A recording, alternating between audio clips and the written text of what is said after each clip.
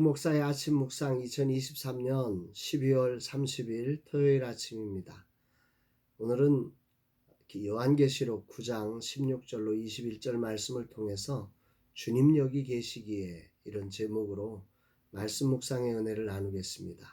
한 해의 끝자락입니다. 어제 2023년 마지막 선교 편지를 발송했습니다.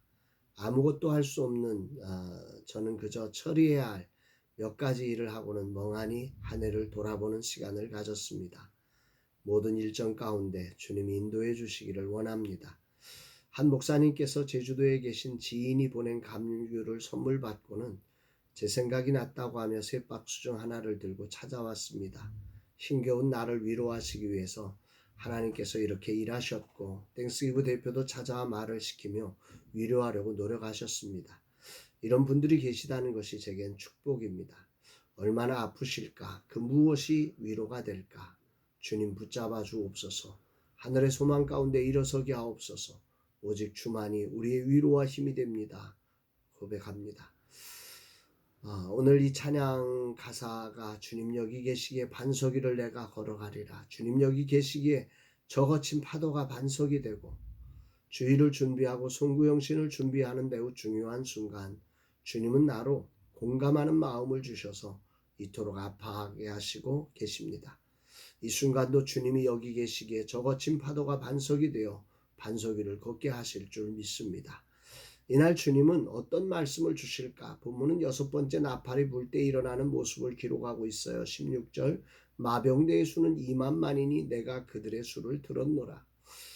2만만이라고 하는 숫자는 2만의 만을 곱한 수로서 2억을 말한다고 합니다. 그러나 천천의 수가 셀 수 없는 수를 상징하듯 여기서 표현된 만만도 천천보다 훨씬 더 많은 인간이 상상할 수 없는 수라고 봐야 그것이 정확한 숫자라고 생각이 됩니다. 요한이 살던 시대에 전 세계 인구가 2억이 되지 않았을 것이라고 생각을 합니다. 그러니까 이 숫자는 도저히 상상할 수 없는 많은 병력이 내 천사들에 의해 동원되어 오고 있다고 하는 사실을 말하고 있는 거죠. 셀 수 없는데 요한은 그 숫자를 들어서 2만만이다 고백하고 있는 거죠. 그 모습을 성경은 이렇게 기록합니다. 17절 이같이 환상 가운데 그 말들과 그 위에 탄 자들을 보니 불빛과 자줏빛과 유황빛 호심경이 있고 또 말들의 머리는 사자머리 같고 그 입에서는 불과 연기와 유황이 나오더라. 17절 말씀 불빛과 자줏빛과 유황빛과 호심경 또 머리는 사자머리 같고 입에서는 불과 연기와 유황이 나오더라. 사도 요한이 본 말들과 그 위에 탄 자들의 모습이 세 가지로 표현되어 있습니다. 먼저 불빛과 자줏빛, 유황빛, 호심경이 나오지요. 이 호심경은 가슴을 보호하는 전투복으로 말들과 탄 자들이 완전 무장되어져 있음을 상징하는 것이라 말합니다.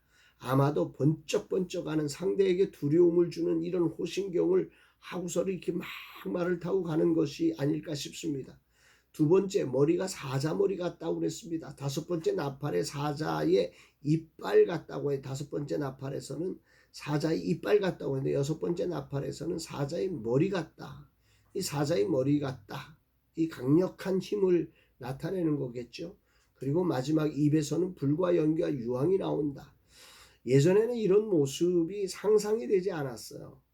그런데 현대전의 특징은 이제 로봇, 첨단 무기, 드론 이런 것들로 발전되어 가다 보니까 충분히 이런 게 상상이 됩니다. 여기서 불과 연기와 유황이 나와 3분의 1을 죽인다고 합니다. 18절 이 세 재앙 곧 자기들의 입에서 나오는 불과 연기와 유황으로 말미암아 사람 3분의 1이 죽임을 당하니라. 거기에 꼬리로도 사람을 해하리라고 합니다. 19절 이 말들의 힘은 입과 꼬리에 있으니 꼬리는 뱀 같고 또 꼬리에 머리가 있어 이것으로 해하더라. 이런 모습은 그야말로 로봇이 아니고는 구현할 수 없는 모습입니다. 입에서는 불과 연기와 유황이 나오고 말하자면 포탄이 나오는 것입니다. 그리고 꼬리에서는 뱀처럼 사람을 물어 상하게 하는 것이 있다는 말입니다. 문제는 이런 여섯 번째 나팔이 불고 두 번째 화가 임하지만 회개하지 않는다는 사실입니다. 20절 21절 이 재앙에 죽지 않고 남은 사람들은 손으로 행한 일을 회개하지 아니하고 오히려 여러 귀신과 또는 보거나 듣거나 다니거나 하지 못하는 금은동과 목석의 우상에게 절하고 또 그 살인과 복술과 음행과 도둑질을 회개하지 아니하더라.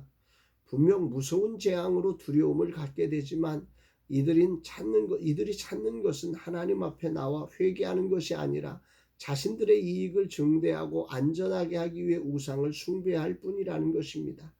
오늘 이 시대에는 우상 숭배가 만연되어 있습니다. 인간의 능력이 증대되어 가는데 다양한 종류의 우상들은 더 만연되어 가는 현실을 봅니다. 사라졌던 우상까지 다시 일어나고 있습니다.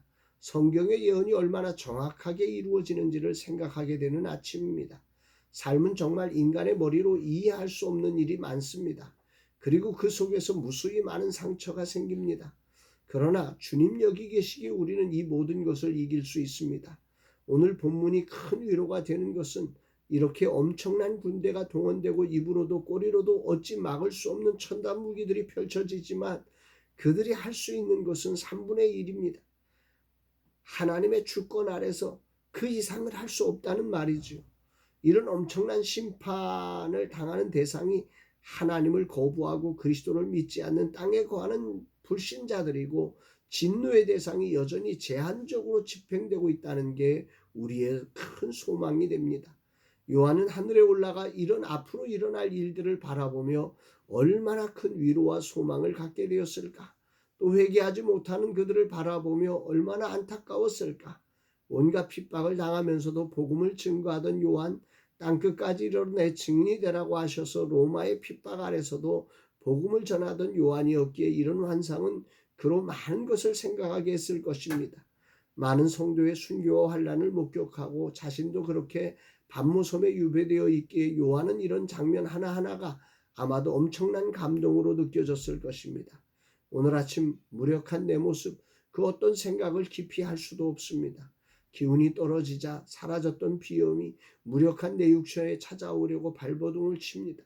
그러나 내겐 주님 여기 계시기에란 찬양의 가사처럼 주님이 나의 힘과 위로와 소망과 지혜와 산성이 되어 주시기에 결코 두렵지 않습니다.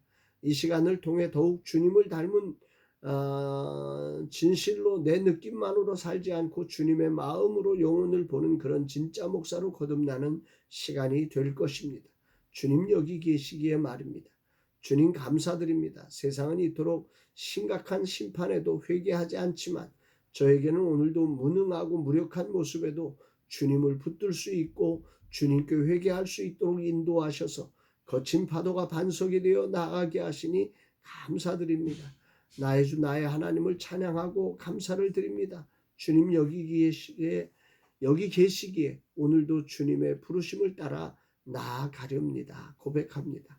사랑하는 여러분, 여러분들은 오늘 어떠십니까?